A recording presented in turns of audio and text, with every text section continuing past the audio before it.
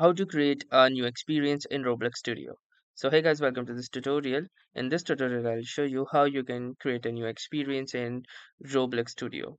So once you're inside the Roblox Studio, you can click onto this new experience.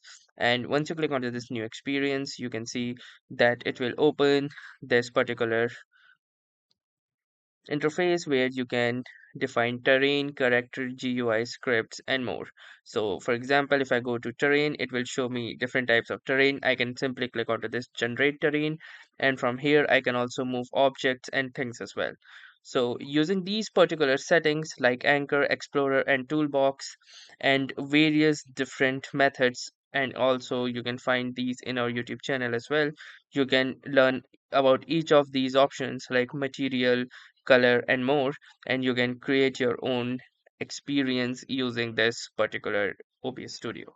So that was all for this tutorial. Thanks for watching and have a nice day.